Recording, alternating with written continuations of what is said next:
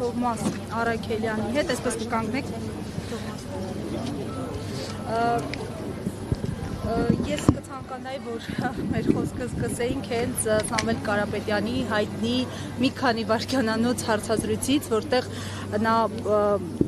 ուղղակի խոսել էր հայ առաքելական եկեղեցուն աջակցելու մասին, եւ սա պատճառ կարծես դարձավ, որ այս գործընթացը մեկնարկի եւ հասնի մինչեւ էլեկտրական ցանցերը լիցենզիայից զրկելու, այսպես ազգայնականացնելու կոչերի։ Հանգուցալուծումը որտեղ եք տեսնում, որովհետեւ իշխանություններ եկեղեցի այս տարանջատումը շարունակվում է եւ իշխանությունները անզիջում են ընդդեմ եկեղեցու, այսպես իրենց այսպես կոչված պայքարի մեջ։ Շնորհակալ եմ հարցերի համար, ոչ եկեղեցու վրա հարձակումներն են նոր, ոչ հանուն եկեղեցու մեր պայքարն է նոր, հայ առաքելական եկեղեցին դարեր շարունակ եղել է հարձակումների տակ, ու բնականաբար այդ հարձակումների վերջին հենց այս իշխանությունների դրսևորումը դեռևս 2019 թվականին էր, երբ նույնպես մենք բոլորս մեր ձևով ի պաշտպանություն կանգնած էինք եւ կանգնած ենք հայ առաքելական եկեղեցու համար։ Բնականաբար վերջին այս շրջանում, երբ հակաեկեղեցական շարժումը սրվեց եւ ակնհայտ է, որ իշխանություններին նոր թիրախ էր պետք, որովհետև իրենք արդեն 7-րդ տարին է մարդկանց ահաբեկում են նախկինների մասին այդ իրենց ատելության խոսքով, ու բնական է, որ մարդիկ հոգնել են, դու չես կարող մարդկանց տարիներ շարունակ նախկիններ ասելով անդադար տանես դեպի նորանոր կորուստներ ու նոր թիրախ ստեղծելու, նոր չարի կերպար ստեղծելու համար է, որ ահավասիկ թիրախավորվեց ամենայն հայոց հայրապետը։ Ու բնականաբար բոլորս թե հայ ժողովուրդը, քրիստոնյա ժողովուրդը, թե հայ առաքելական եկեղեցու բարերարները ամեն մեկն իր ձևով կանգնած է ի պաշտպանություն մեր ինքնության եւ արժեքների, նույնիսկ ես կասեմ, որ այսօր ոչ թե հայ առաքելական եկեղեցու պաշտպանությունն է կարևոր որպես այսպես առանձին ինստիտուտ, այլ թիրախավորված է ընդհանրապես մեր ինքնությունն ու արժե համակարգը։ Հետևաբար մենք որևէ առանձին կառույց չենք պաշտպանում, այլ հայի տեսակն ու ինքնությունը եւ արժանապատիվ ապրելու մեր երկրում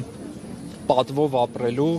թշնամու առաջ չստորանալու կարևորագույն արժեքներն ենք պաշտպանում, ոչ թե կոնկրետ որևէ կառույց։ Եվ պաշտպանում ենք մեր ձևով ու արդեն գիտեք, թեկուզ եթե խոսենք վերջին ամիսների մասին, բոլորի համար ակնհայտ է, որ մեր ձևը հայրենասիրությունն է, հավատարմությունն է, հայրենիք շենացնելն է, հայրենիքի համար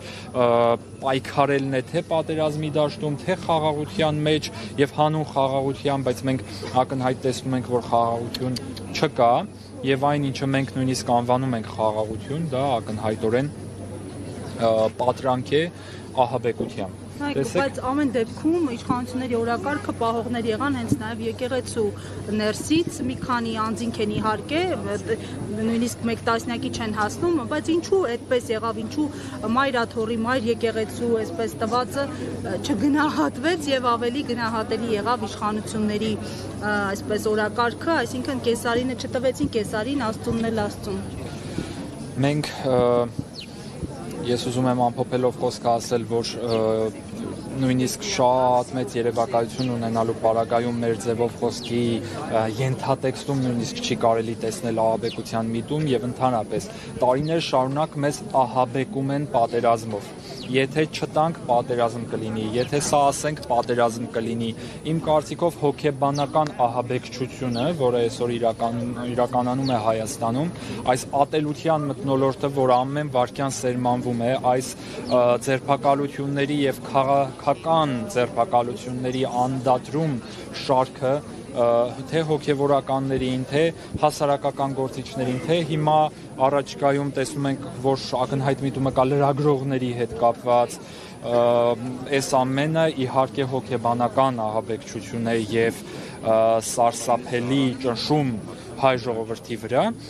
եւ մենք ահաբեկիչներ չենք, չգիտենք թե իրենք ինչից են ահաբեկված։ Երևի իրենք ահաբեկված են իրենց իսկ ստերից, երևի իրենք ահաբեկված են իրենց իսկ սերմանած ատելության մթնոլորտից եւ տարիներ շարունակ այնպիսի մի ատելության մթնոլորտ են գեներացրել եւ այնպես են իրենց ամբողջ թիմը կառուցել կոմպրոմատների հիման վրա, ամբողջ իրենց քաղաքական կուսակցությունը պահել կոմպրոմատների վրա, որ ակնհայտ է, որ այդ ստի կայսրությունը պայթելու է եւ այդ պայթյունի բեկորներից տուժելու են հենց իրենք։ Եթե իրենք իրենց իսկ ստեղծած կայսրության ահաբեկությունից են ահաբեկված եւ իրենց իսկ ստեղծած ատելության մթնոլորտից են վախի մեջ, ապա մեզ մնում է միայն աղոթել իրենց համար։ Մենք ահաբեկիչներ չենք, որևէ հայ մարդ, որևէ հայ ինքնություն ունեցող մարդ երբեք չի ենթադրի պայքարել հանուն հայրենիքի ահաբեկչությամբ։ Ես դա դատապարտում եմ եւ այո դատապարտում եմ հենց այն ահաբեկչությունը, որ հոգեբանորեն անում է տվյալ իշխանությունները։ Ինչի վերաբերում է եկեղեցին իր միաբանությունը մշտապես ի ցույց է դրել ամբողջ աշխարհին, հայ առաքելական եկեղեցին տարբեր կայսրությունների դեմ պայքարելիս ունեցել է թե նահատակներ եւ թե անշուշտ ունեցել է մարդիկ, որոնք մարդկայնորեն վախեցել են եւ ինչ որ փուլում տրվել են գայթակղությունների, ներողություն Քրիստոսի 12 առաքյալների մեջ էլ կար մեկը, որը չգնահատեց այն տիեզերական, փրկչական, այդ հզոր ընծան, որ Քրիստոսի հարության ավետիսներ եւ նախընտրեց 30 արծաթ ինքնասպանությունը։ Մարդիկ տարբեր են, մարդիկ մշտապես տարբեր իրադարձությունների մեջ տարբեր որոշումներ են կայացնում եւ երբեք պետք չէ նաեւ այդ մարդկանց դարձն ու ապաշխարությունը այսպես ուղղակի չեղարկել ու այդ հույսը պիտի ունենանք։ Ես մշտապես ասում եմ բոլոր նրանց, ովքեր տարբեր կոմպրոմատներից վախենալով, 30 արծաթով գայթակղվելով, մարդկայնորեն սխալվելով հանտրում են այդ ճանապարհը, ես ուղղակի խնդրում եմ, որ ինքնասպան չլինեն, որ այնուամենայնիվ գտնեն ապաշխարության ճանապարհը, չէ՞ որ հենց Հուդան թեև ինքնասպան եղավ, բայց Պետրոսն էլ էր, չէ՞ ուրացել։ Այն էլ 3 անգամ ուրացավ Քրիստոսին, բայց վերջում ապաշխարեց դառնորեն արտասուքով իր մեղքերը լված ու ներում գտավ։ Հետևաբար մենք պետք է Պետրոս լինենք եւ ոչ թե Հուդա, բայց մեղքեր գործում ենք բոլորս։ Հասկանալի է, շնորհակալություն։ Հարգելի հետևորդներ, հակակոռուպցիոն